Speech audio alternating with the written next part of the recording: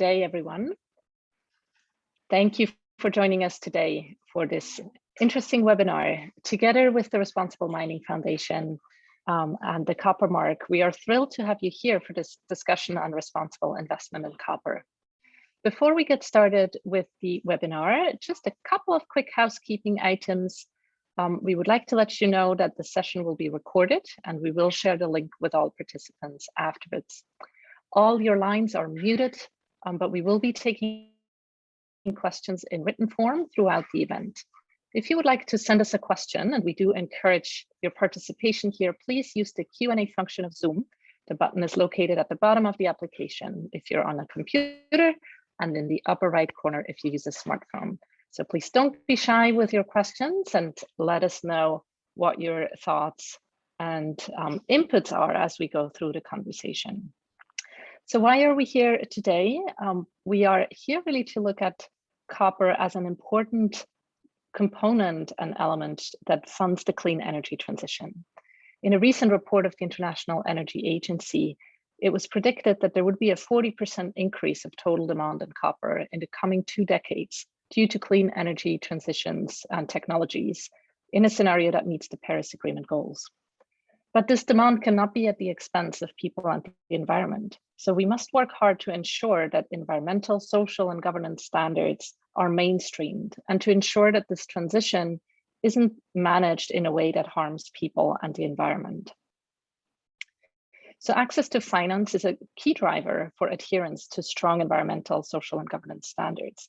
And we see an opportunity and a challenge to better link frameworks used by the finance sector, industry standards, and company reportings in a way that allows us to have further transparency, get better understandings of current company practices, and make sure that we have responsible producers of copper across the world.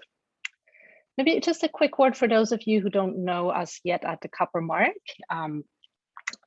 I represent the Copper Mark here today. We are an insurance framework for the responsible production of copper, really covering any entity that produces a copper product.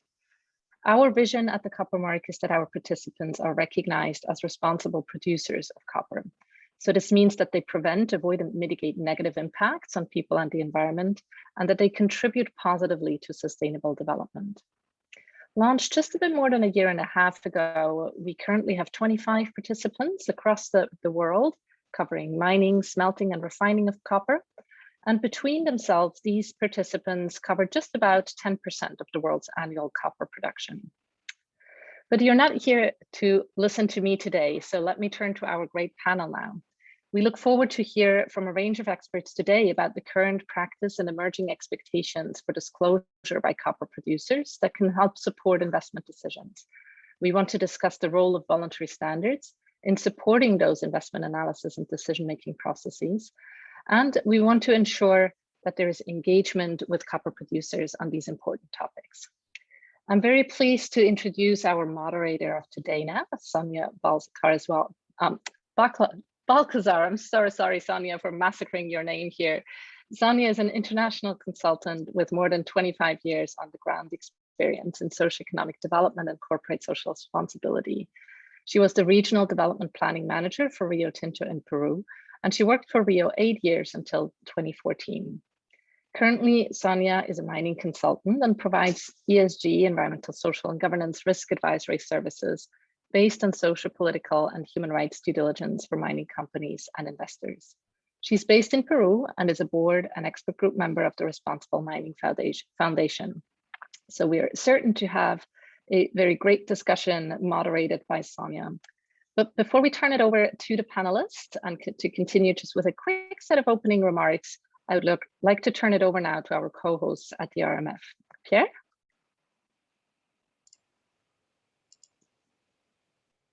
Thank you, Michelle. And thanks everyone for being here today.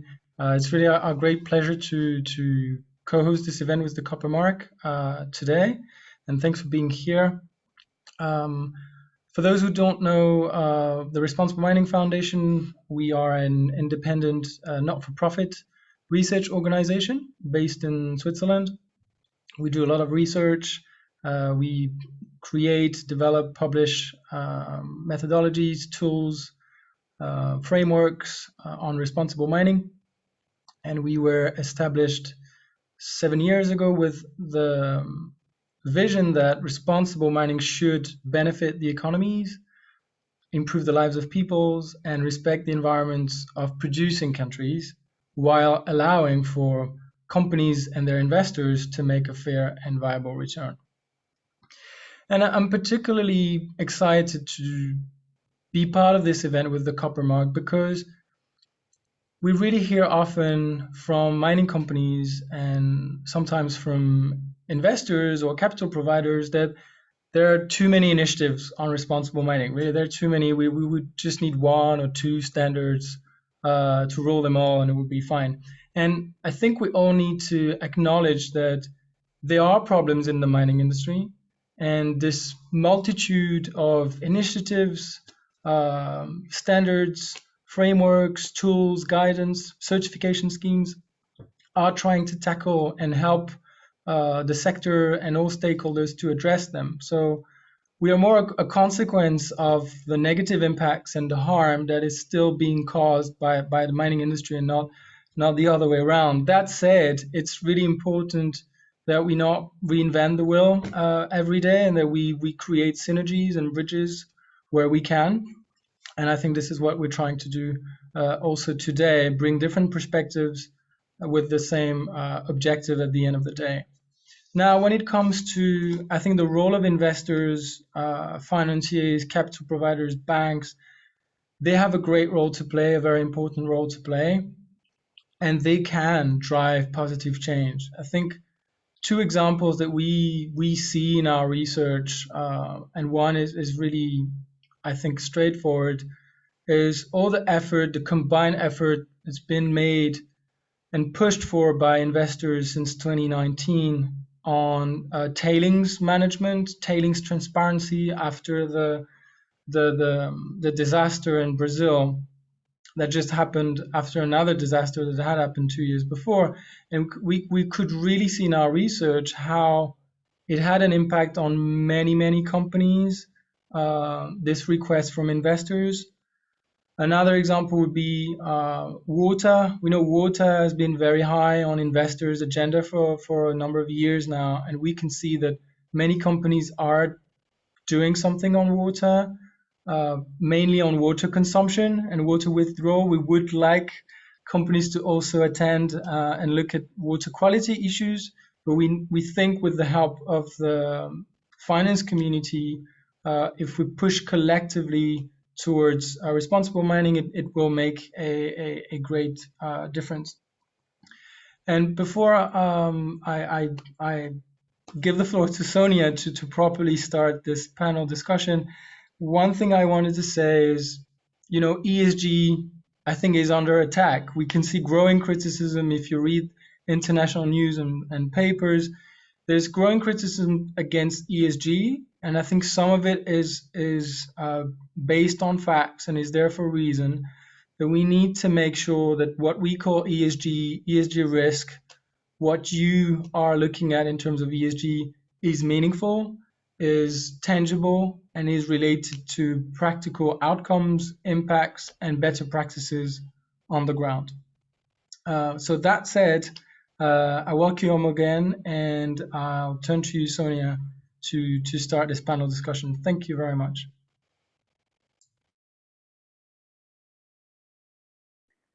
Thanks, Pierre. I'm happy to welcome you from around the world to this webinar on responsible investment in copper.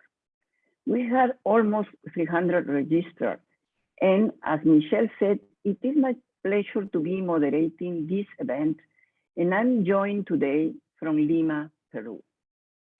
I'm honored and thankful to the Copper Mark and the Responsible Mining Foundation for inviting me to do it. And to the online attendees, thanks for being with us. I'm particularly excited about this timely conversation. We are very pleased to be joined by an outstanding group of speakers to discuss the finance perspective of ESG risks in the mineral supply chain, and I will introduce them in a moment. We will be asking our panelists to reflect on how environmental, social, and governance ESG risks in mining are addressed today.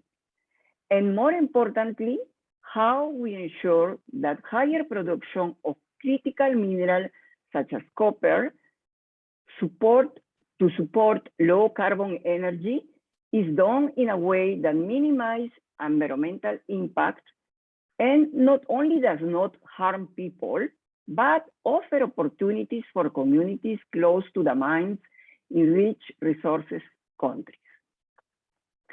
This webinar is structured in 3 parts.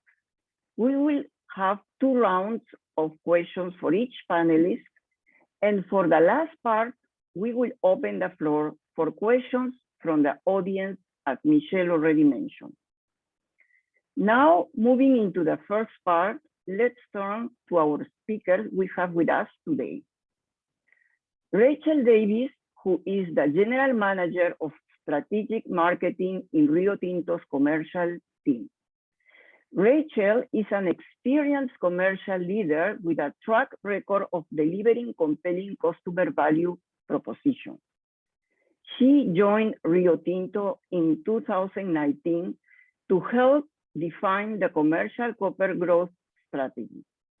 She is Australian and has been based in Singapore for the past 2 years. Peter King, the head of the Amsterdam-based metals and mining team of ING, a leading bank in the setting of the Equator Principles and in ESG risk screening. Peter is trained as an engineer and has 14 years in mining finance. He has been heavily involved in ESG and more recently in climate change policies of the bank. Then we have with us Kate Southwell, who is the General Counsel of Pala Investment, a private equity investment firm based in Switzerland. Pala invests along the new energy value chain in many commodities, including copper. Kate is responsible for all legal matters, including due diligence and the management of a number of Pala's investee companies. She's also a director of Nevada Copper.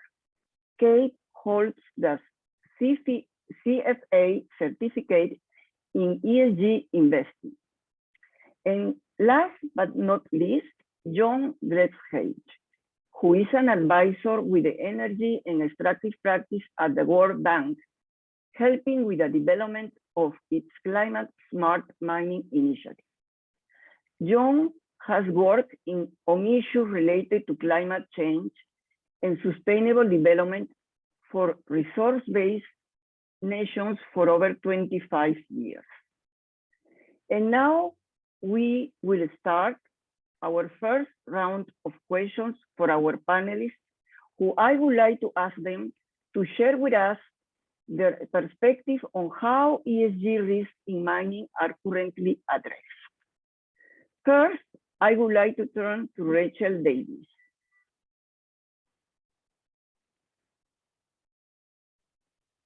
Rachel, can you turn on your excellent? Yes. Hi, Sonia. Rachel. Hi. Hi. Thank you for being here. Rachel, Rio Tinto is one of the world's largest mining companies and produces copper and titanium that are, among other materials, needed to build a new low carbon economy. And by the way, yesterday, ICMM members have made a collective commitment to a goal of net zero scope 1 and 2 greenhouse gas emissions by 2050 or sooner. I would like to ask you, what are the pressures and requests for information you are receiving from your stakeholders regarding your ESG performance? And also, how do you respond to those pressures and requests? Okay, thanks, Sonia. Yes, certainly we get a lot of requests for information from our stakeholders regarding ESG performance. But what's interesting actually is what might surprise you is a lot of the pressure actually is becoming internal. I think there has been a long time of external pressure about what is Rio Tinto doing about ESG, but now we're seeing that it's very much driven internally as well. So the information is critical to make sure we're progressing towards our target, which was announced in 2020, and we're holding ourselves to account to our ESG commitments. Our CEO has 4 priorities, and one of those is impeccable ESG credentials. And this is the importance of maintaining our relevance and our right to operate. So impeccable ESG credentials is considered as equally as important as the other 3, which is things like becoming the best operator, excellence in development, and securing a strong social license to operate. You would expect those last 3 from Rio, but certainly impeccable ESG credentials is up there as equally as important. So in striving for impeccable credentials, we've increased the focus on our commitments to the environment, our people and communities, and the pressure for information is ever present, both inside and outside our organisation. So given the demand for information, how are we responding? It's all about transparency. So we report externally on a whole heap of factors, our greenhouse gas, air emissions, waste, tailings, as well as things like the group water stewardship practices. In fact, we're pretty proud that we're among the most transparent in our industry regarding our water risks, and we are focused on increasingly demonstrating our environmental performance through data and technology. But we do know we can do more. That is for sure. For the Pilbara in Western Australia to the Gobi Desert in Mongolia, where we mine copper concentrate, we're committed to protecting the land, the water, the ecosystems, the environments in which we explore and operate. A good example of how we share information in our aluminium business, we've been pioneering a supply chain assurance process to bring radical transparency to our supply chain's efforts around ESG progress. We call this initiative START, and START stands for Sustainability, Traceability, and Assurance from Rio Tinto. And this was launched earlier this year. And what it is, it's effectively like putting a nutritional panel on the back of a food product. The label allows us to provide really detailed information about our ESG credentials so that the customer and the end user can start seeing, what is it that they're buying. So the initiative is supported by a digital platform that provides key information about the site, where the product came from. And it's also, there's a QR code, which if you scan it, will take you to a website that covers 10 ESG criteria that are of interest to our customers. So that was just one example. START is just one great example of how Rio is responding to the consumers and their desires for transparency on where and how their products are being purchased. So, when you come back to the question about the information requests, what are the pressures and how are we responding? We think transparency of our progress and our aspirations is really the key to responding to the pressure our stakeholders, both internally and externally, are putting on us. So that's one is a bit of a sense of how we're experiencing the requests for information. Thank you, Rachel. Mining is one of the most screened industries, and it is so interesting to hear about what Rio is doing regarding ESG information on performance. I want to take this opportunity to highlight that a recent UNEP report on the current status on sustainability reporting in the mining sector has emphasized the importance of disclosing performance data at the mine site level. Now, I have a question for Peter King. Peter, can you turn on your camera, please? Thank you. Hi, Peter. I managed. Thanks for being part of this panel. Thanks, Sonia. Peter, ING is one of the few globally active mining financiers. So as the world transitions from fossil fuels to renewable power and other clean energy technologies, we are entering a super cycle of demand for materials, including copper. Peter, what do you think the biggest ESG risks are in copper production from a lender perspective?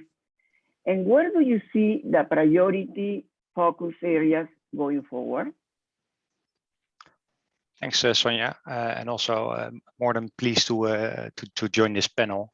And thanks for the organizers to host this and the good turnout of the crowd. So much appreciated. Yeah, when you ask the question, the simple response for a lender would always be that the biggest risk that we run is not getting our money back.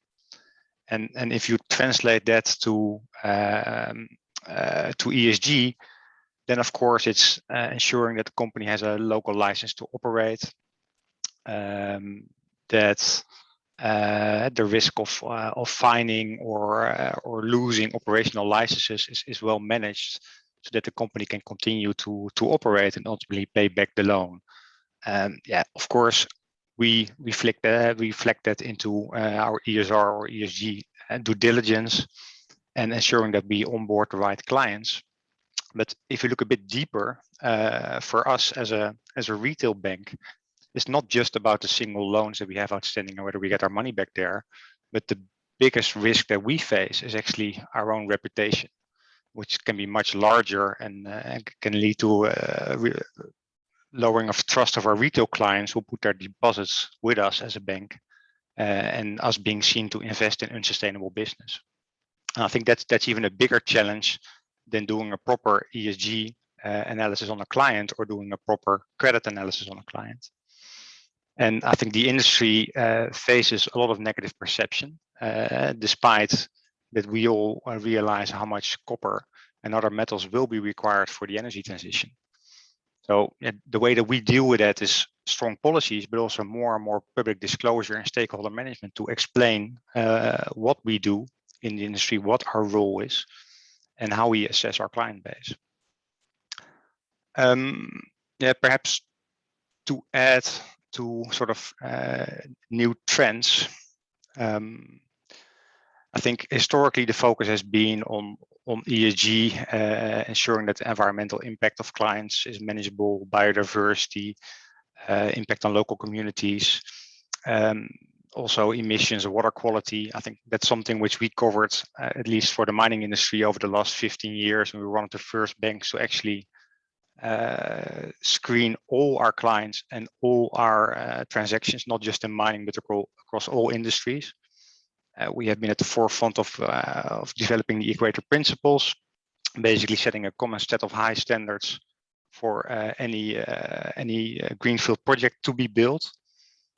But today, I think there's a new angle to it, and that's really the one, the climate risk, and especially the carbon emissions of the industry itself.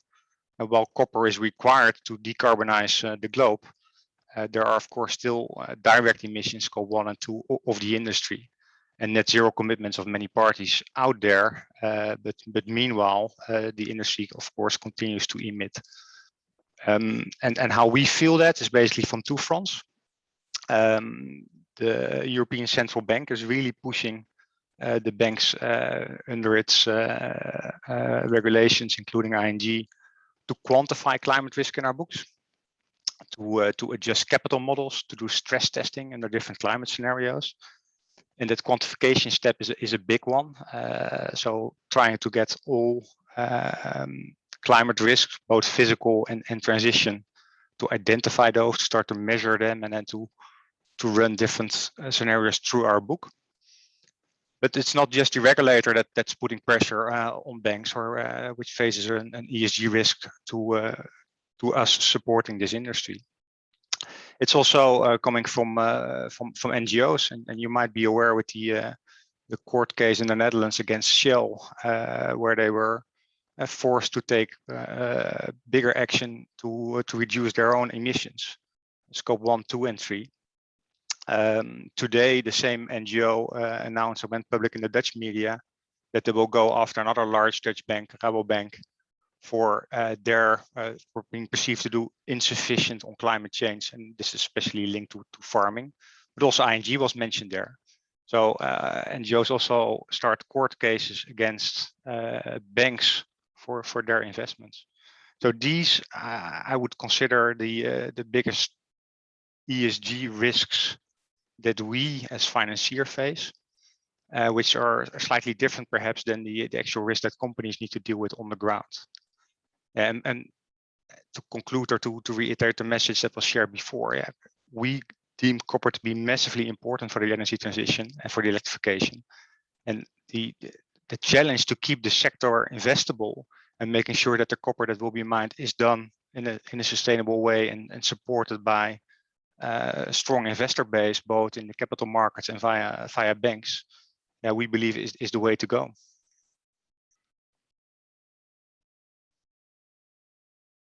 Thanks very much, Peter, for this insightful information.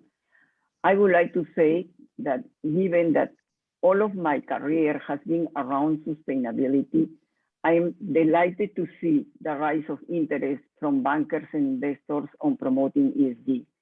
It gives me hope that sustainable production has more chance to become a reality. Now is the turn of Kate Southwell. Good afternoon, Kate. Thanks for being here. Hi, Sonia. Good morning to you. Good morning. Given your experience providing legal, commercial, and strategic advice to Pala's portfolio companies, among them mining companies, I have two questions for you. How does Pala Invest assess ESG risk? And the second, where do you see the biggest challenges and opportunities regarding the responsible production of copper? Two very big questions, thank you. So I'll do my best to answer them succinctly. Firstly, in terms of Pala Investments and what we do, Pala is a signatory to the UN PRI, the Principles for Responsible Investment. And that means that we integrate ESG analysis into all of our investment decisions throughout their life cycle via our responsible investment policy. And that means assessing ESG risk is obviously a critical part of that process, particularly when doing due diligence on a new mining or metals opportunity. And by integrating ESG factors into our investment process, this enables us to improve risk management, to seize value creation opportunities, and to generate superior financial returns. Because as you rightly mentioned, Sonia, I think it was the words of Mark Carney that said climate change itself is the investment opportunity of our generation. We certainly buy into that thesis. And at Pala, we build our own in-house models based on proprietary research, and they will include both financial and non-financial or ESG risks. In fact, we don't find it very helpful to distinguish anymore between financial and non-financial risks, which is why we support the integrated financial reporting being proposed by the IFRS Foundation as the way forward, because that will enable investors to be able to see the link between sustainability and financial performance. When we look at ESG risk, we apply generally the SASB materiality standards in the first instance, but we also consider what's called dynamic materiality, which is now the concept that what is financially materially now may not be in the future, and vice versa, because as we know, the world today is dynamic and unpredictable. And COVID has taught us that even the best risk analysis does not always anticipate what's coming to us. So we try and look around corners and we try and future-proof the businesses that we want to invest in. And this kind of resilience is really linked to superior ESG management, particularly around management skills and diversity and cognitive diversity, as that's been proven to help mitigate risks. So we're continuously monitoring and assessing risks, including ESG risks. And then for our investee companies, we work with them on a regular ESG audit. We also bring those findings into their risk management, and we assist them with their ESG reporting, which, as Pierre pointed out, can be quite confusing, particularly when you're dealing with multiple jurisdictions, multiple listings. It is a bit of an alphabet soup, and companies often need a bit of assistance in navigating how to apply ESG reporting and best practice. And we also advise them on how to engage with stakeholders more broadly on ESG issues. Finally, we try and link management KPIs to ESG metrics to ensure there is alignment and real progress on ESG issues. That probably answers the first part of your question. And the second part, where do we see challenges and opportunities in copper? is a very interesting one. I mean, as we all know, copper is no different to other minerals in the extractive industries. The main challenges, as you pointed out earlier, are things like water use, energy use, and measuring emissions, particularly scope 3 emissions. Energy scope 1 in diesel is obviously something that many mining companies are now looking towards electrification. And we've indeed looked at that for Nevada Copper. We're doing some sustainability and feasibility studies involving electrification of our underground fleet. And what's interesting there is that you're kind of achieving multiple benefits in that you're reducing your scope 1 emissions for the diesel production, but you're also creating an environment underground that's more pleasant for workers. It reduces noise and the vibrations underground. And so there's other sort of the S as well as the E is impacted by the electrification of mobile fleets.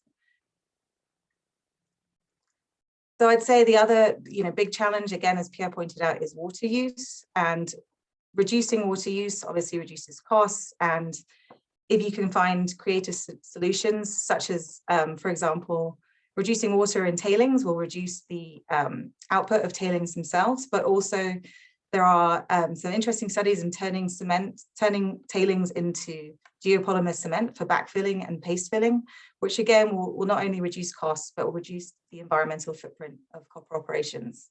So some exciting opportunities and challenges in the ESG space, and ones that I'm glad that we're addressing today.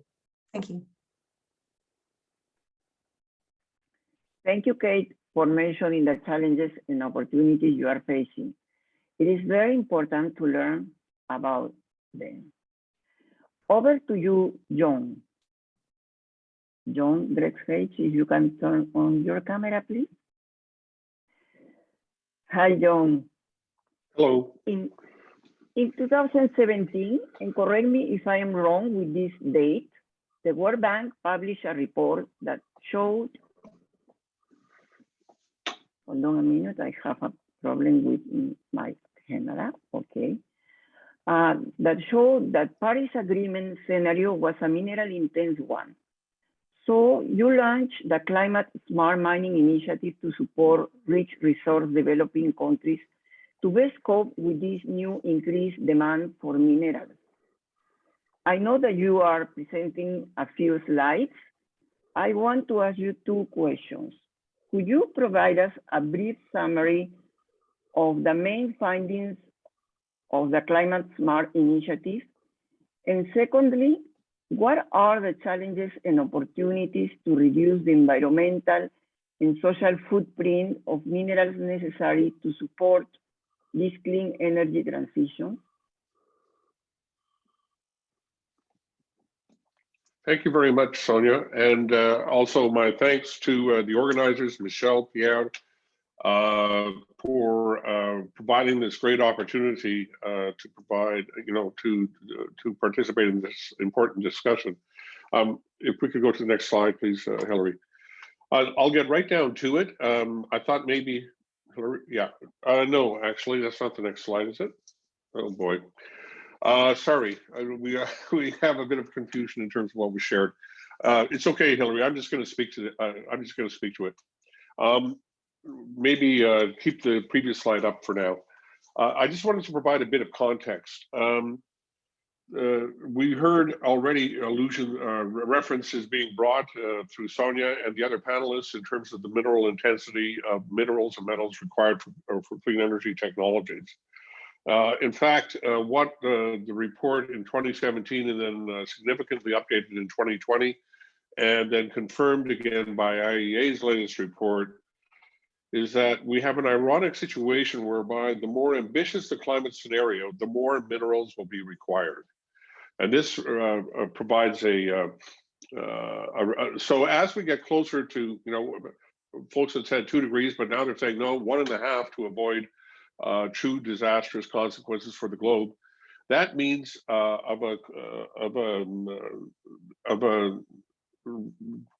the increases in the minerals and metals are immediately implicated through the ambition that is reached through the climate targets.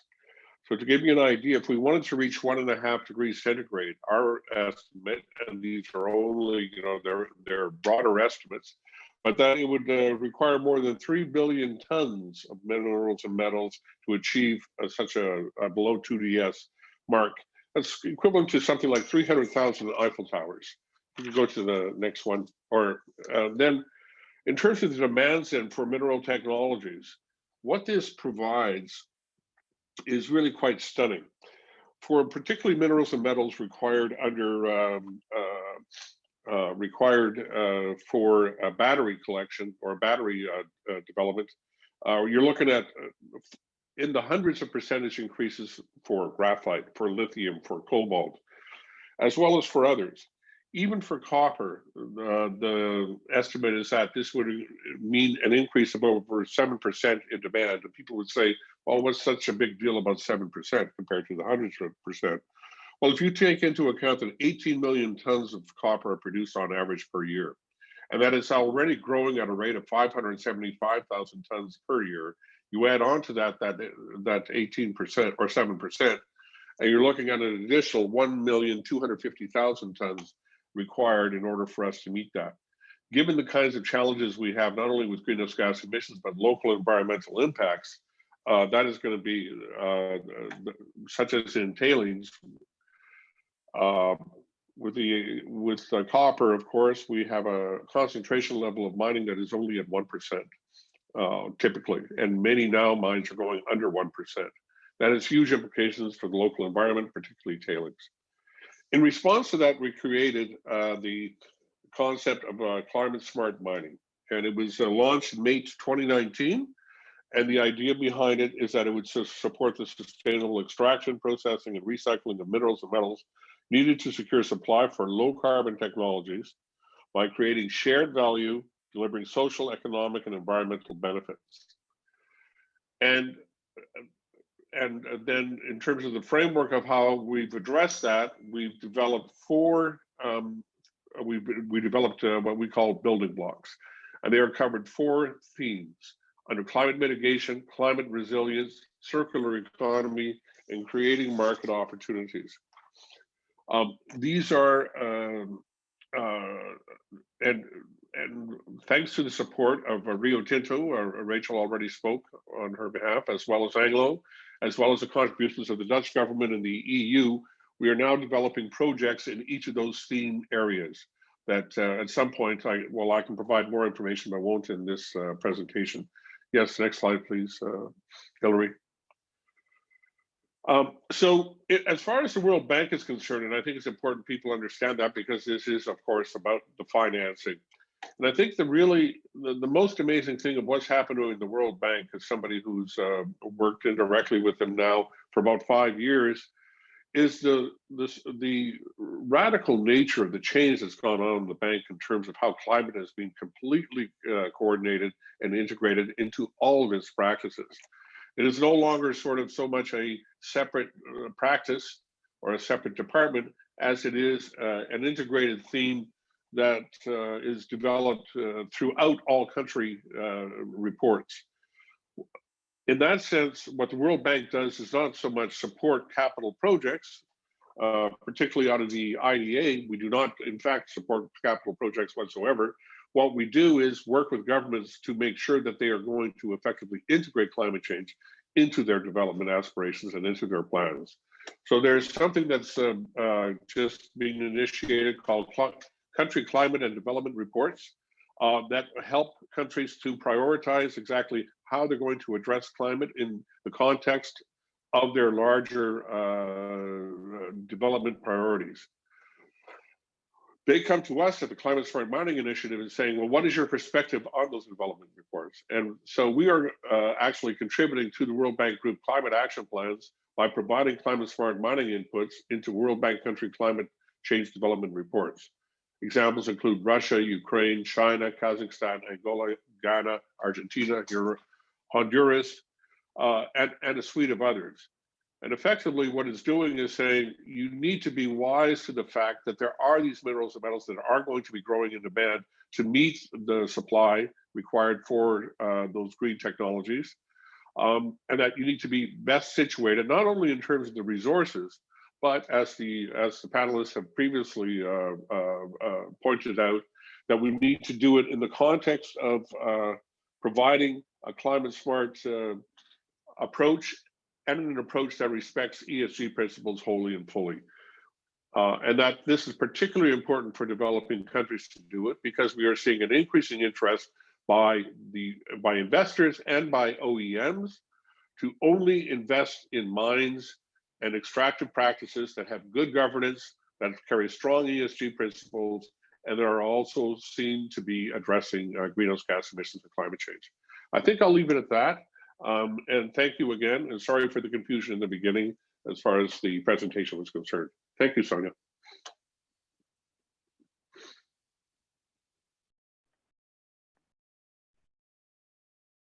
Sorry. Thanks, John. This initiative is very important to ensure a fair green transition. As you said, we need partnerships and collaboration, and to provide support to governments of developing countries to its success. So after all your interesting perspective on the current ESG practices from a mining producer, a bank, a private equity investment firm, and the World Bank, I would like to start a new round of questions for our distinguished speakers, and this time to reflect on how can we better work to mainstream higher ESG standards so to increase mineral production in a sustainable way. And I start this time with John. So John, again, please, if you can turn on your camera.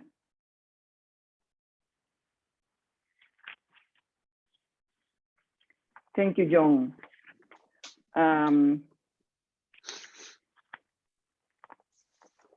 So what is the role of multilateral institutions in supporting responsible copper production practices? And the second question I have for you, how can considerations of ESG performance be more mainstream across different finance institutions?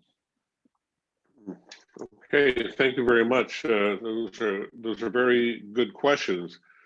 As I indicated in my previous intervention, what we're doing at the World Bank is not so much as was in times past, directly supporting capital projects to the extent that that is done, of course, that would be done out of the IFC in any case, but it's more in sensitizing and working with governments in terms of the criticality of addressing ESG principles and climate sensitivity in their extractive practices. I mean, the extractive industry has, for good reason, quite a legacy, and it still continues to stumble every now and then in terms of actions on the ground, and allusion was already made to the tragic tailing disasters that we had in Brazil. I think it's very important that people appreciate the fact that, like it or not, it's going to be still a necessary part of economic development and of fulfilling resource needs and technology needs of the global human population. In our 2020 study that was updated, we looked at, because we were asked very explicitly, particularly by the civil society, about the capacity of recycling to take the place of primary extraction.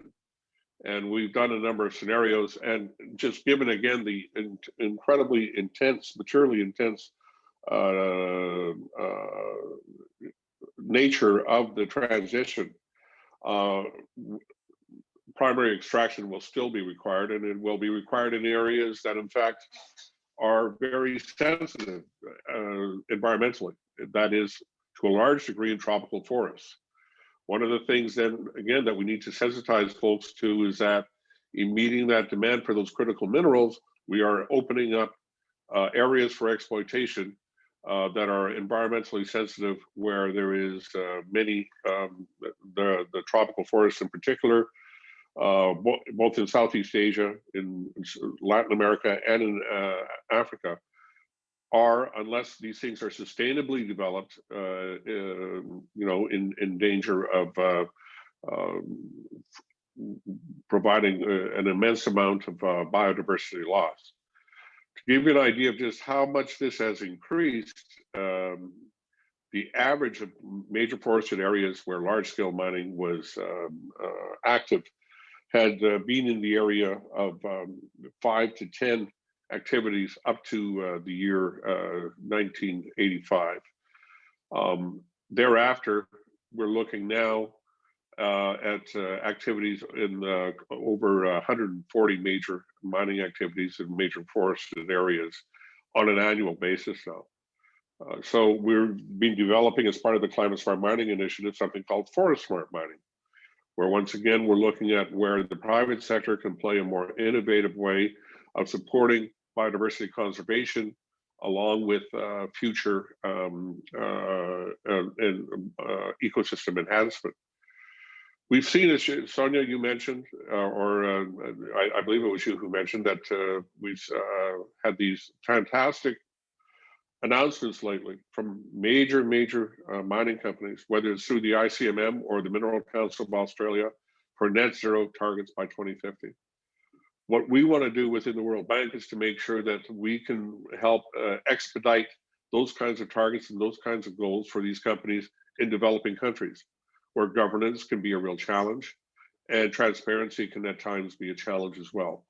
So what we're doing is trying to become a platform for developing countries to say, okay, you have this opportunity. However, it comes with some expectations, and that if those expectations aren't met, there's going to be a push either for radical or other alternatives in terms of what's going to be used to supply those technologies, or they're going to naturally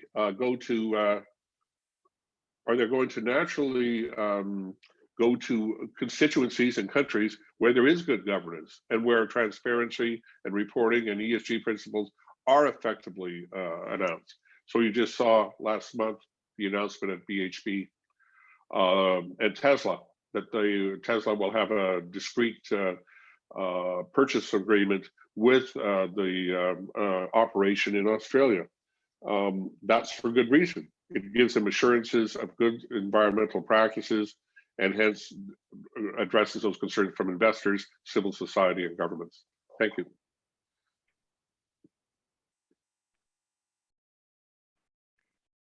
Thanks, John. As I agree with you, the role of international development banks, especially for supporting governments, is key for a just transition to a net zero future. I know, for instance, that the Inter-American Development Bank has been organizing dialogues to promote regional collaboration among American countries, as some of the key critical minerals are produced in this region. Over to you, Peter. Peter, okay. I also have two questions for you. What are the tools available to lenders to promote better ESG performance? How are these implemented by ING Bank? Thanks, Sonia.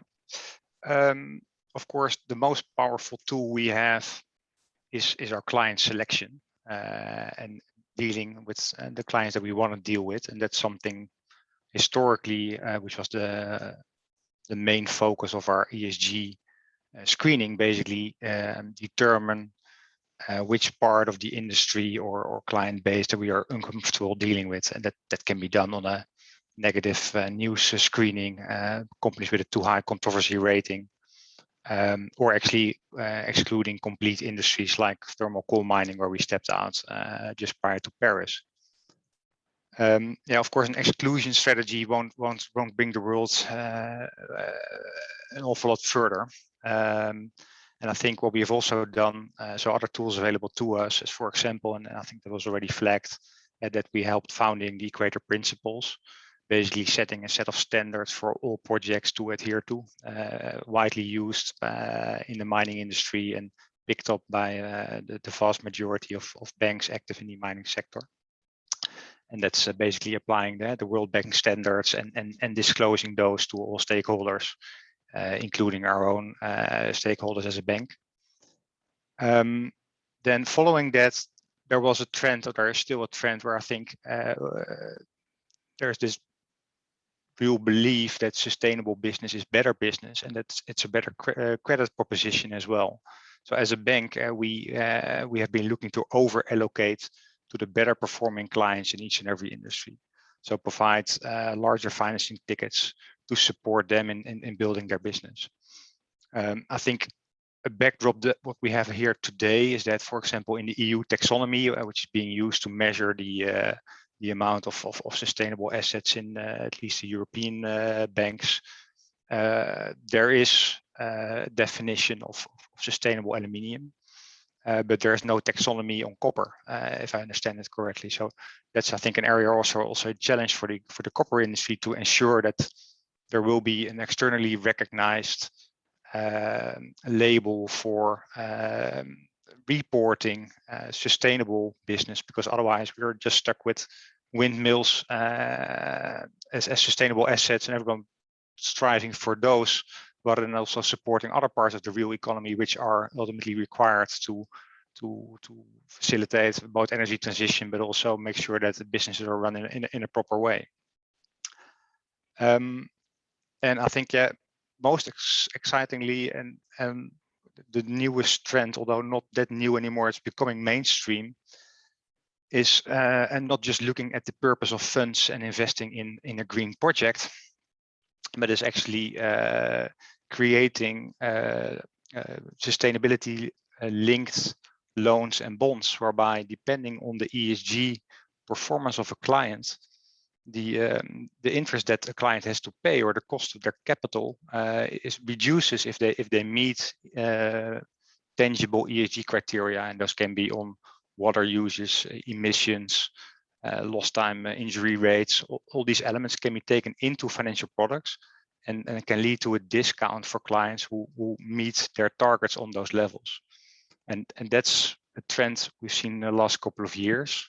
We now need to make sure that this doesn't become greenwashing, and that these KPIs are actually tangible and are also compared across industry, because otherwise it defeats the purpose. But I think that's an area where we continue to see ways to help our clients to drive ESG performance, and also give the clients the benefit, also financially, if they perform well on ESG.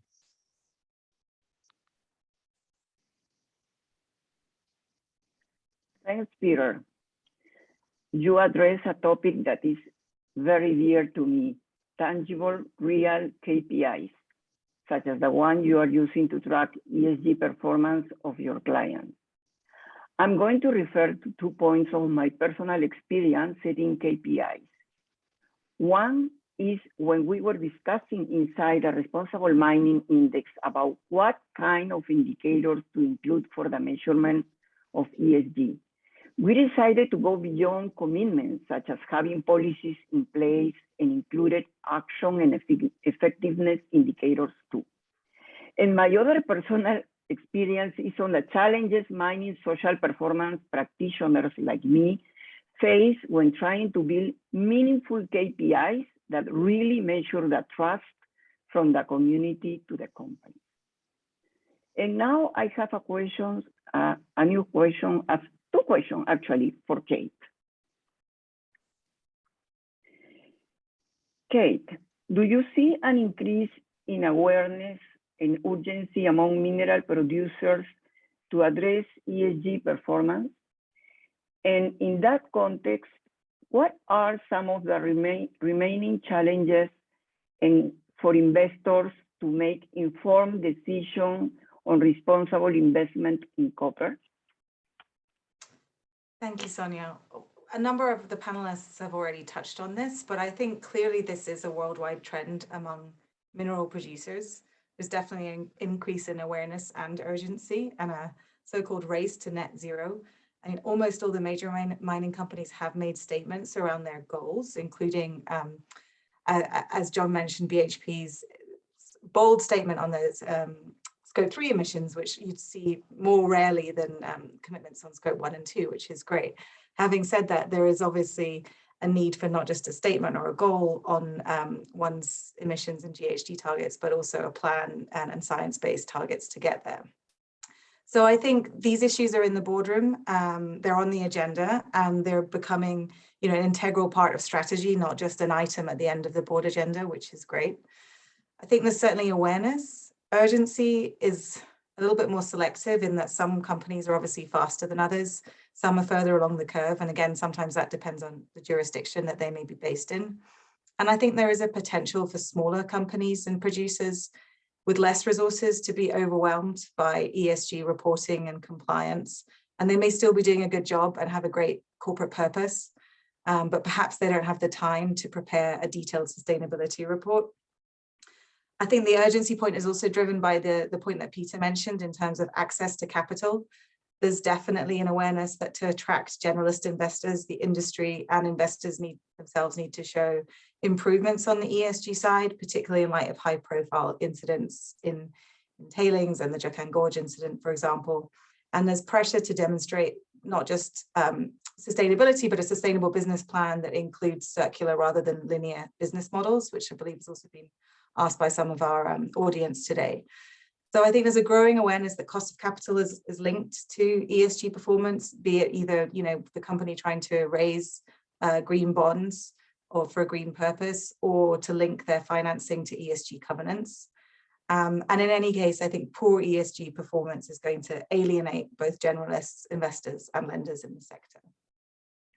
In terms of the main challenge, I'll be quick, and I think I mentioned this already, but I think it is ESG reporting.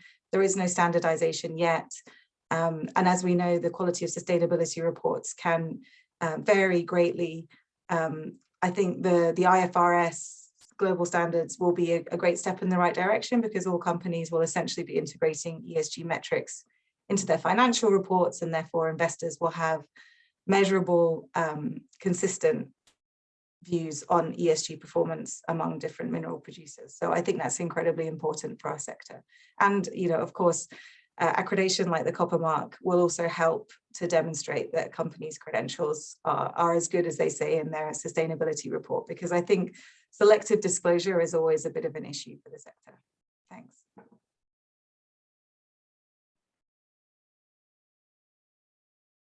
Thank you, Kate. We are running out of time, so I want to move quick. I have a last question for Rachel. Rachel. Hi.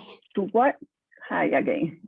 To what extent does use of third-party assurance system currently help to communicate how the copper producer addresses ESG risks and respond to expectations of the finance community? Yeah, great. Actually, Kate just spoke to this, so I'll just speak a little bit from a Rio Tinto perspective. So third-party assurance programs are an integral part of our ESG proposition. It's an approach towards ESG standards is to take in several credible programs and initiatives developed, either if it's global, national, or regional. These assurance programs provide guidance on our sustainability approach and external verification of our performance, and both of which assist in continuous risk management improvements. So we participate in industry accreditation programs across a number of our products. At last count, we demonstrate transparency through reporting out to 17 different organisations and initiatives. It is time consuming and it does require resources, but to be honest, it's expected in today's society and business environment, and Kate spoke a little bit about the importance of them. Importantly, it also validates our efforts to achieve impeccable ESG credentials from an external person's perspective. By way of example, and to demonstrate our ESG commitment, we're really proud at Rio Tinto that our Kennecott and our Oyu Tolgoi sites were first and second sites to be awarded the Copper Mark. So the Copper Mark Award illustrates our commitment in operating in a sustainable way, as well as our efforts to minimise and mitigate the impact of our operations on the environment and communities. To get the copper mark, our sites were independently assessed across more than 30 environmental, social and corporate governance criteria. And we look at the copper mark like a badge of honour. It reflects our focus on ESG and sustainability across Rio Tinto. An example of this is in 2019, after 75 years of operation, Kennecott retired its coal-fired power plant. And that decision had very positive implication on our carbon footprint. We were able to close the power plant and then acquire renewable energy certificates for 100% of our electricity needs. And that removed more than 1 million tonnes of carbon dioxide annually from our Kennecott operation. Additionally, another challenge is in the South Gobi Desert in Mongolia, where we operate Oyu Tolgoi mine site. We actually achieve an average water recycling rate of 87.7%. So an average water recycling rate of 87.7%, which is amazing, but so critical in a desert. That's versus a target of 80%.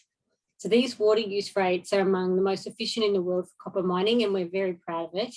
But, one of the main things, of course, is the main drivers is in reducing water use is to make sure we've got sufficient water available to sustain the livelihoods and communities of the herders in our footprint.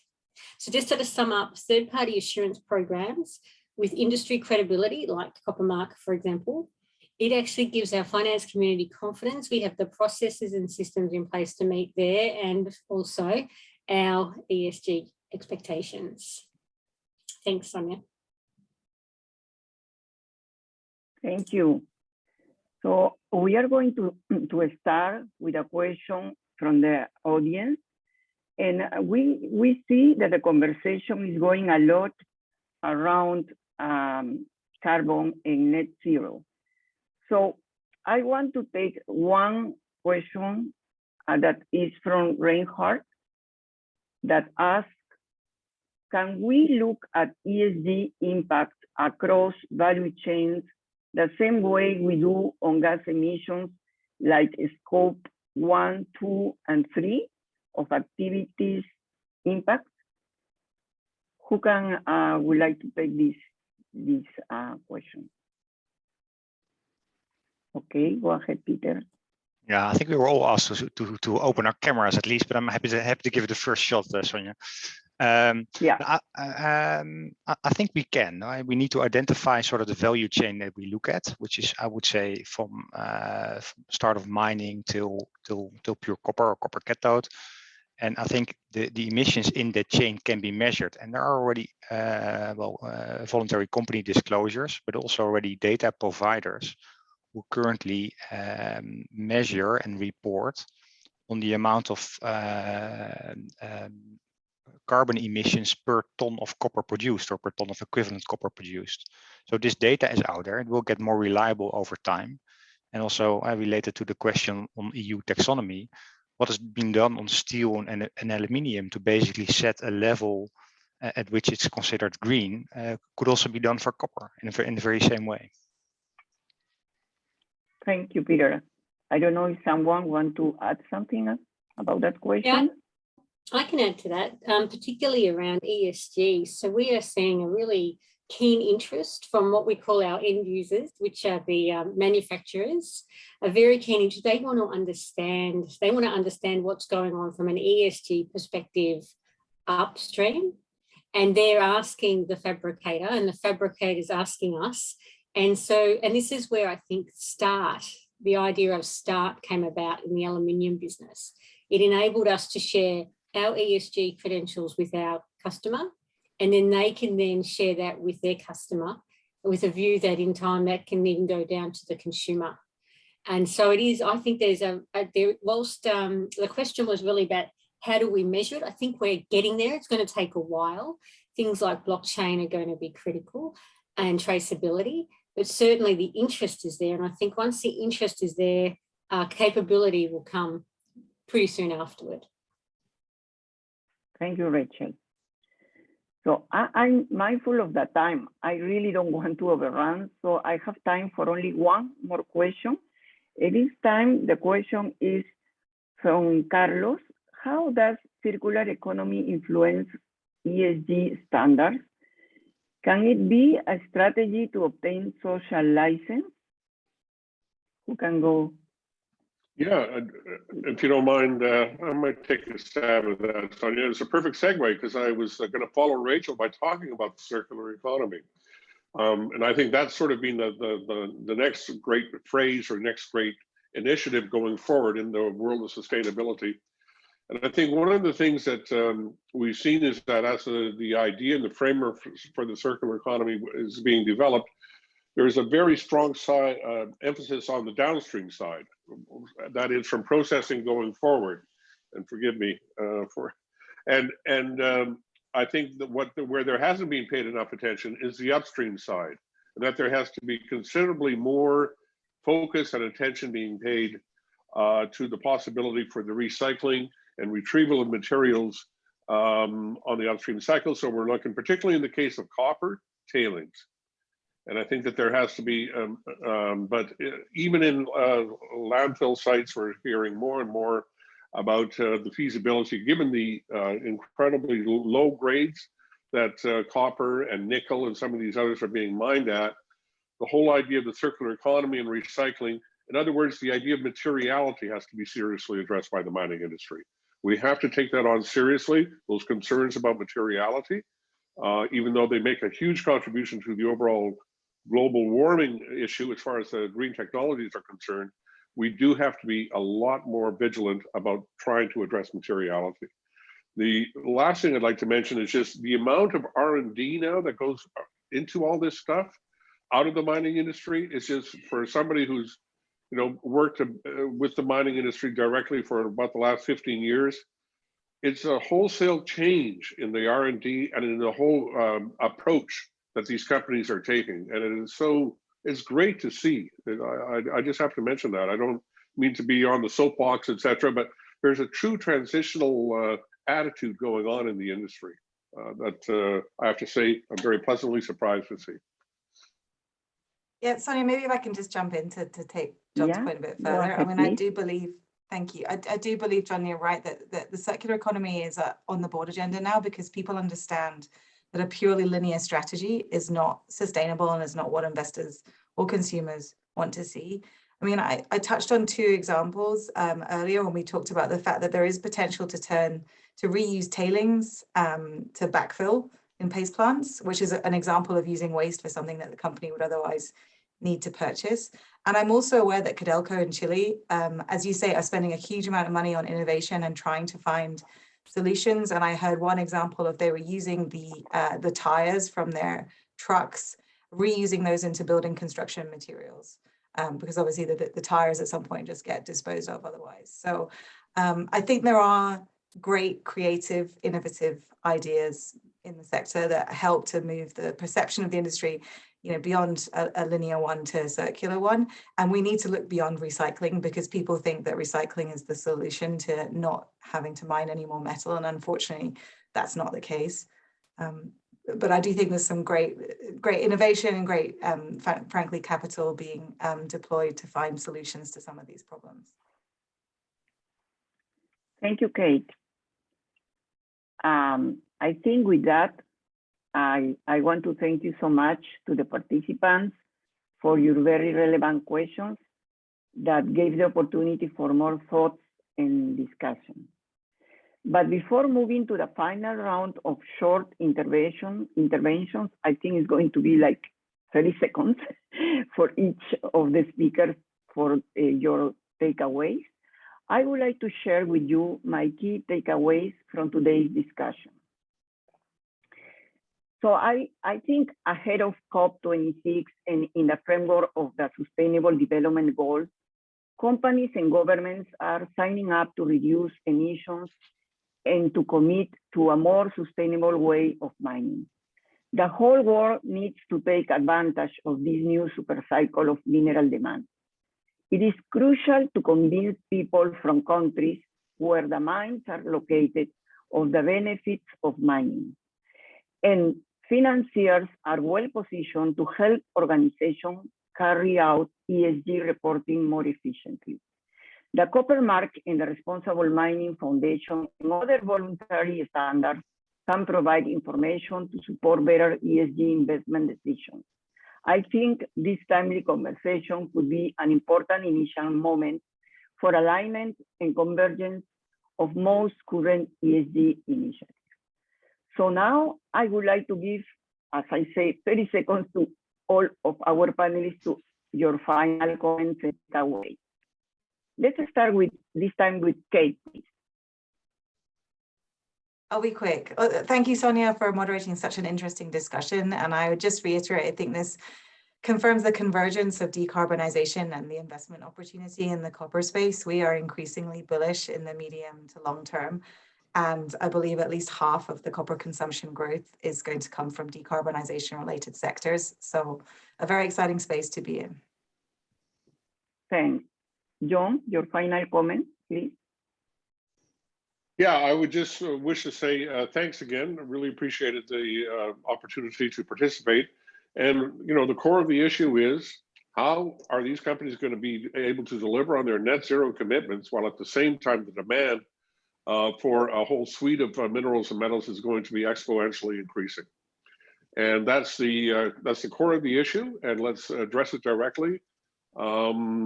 As much as possible, and this venue has provided that opportunity to do so, but we have no small task ahead of us. Thank you. Thanks, John. Rachel, your final comment? Yeah, that was a great challenge there from John, and we agree. Certainly, we've set out that our target to get to net zero emissions by 2050, and the only way we'll do it is transparency of our ESG performance.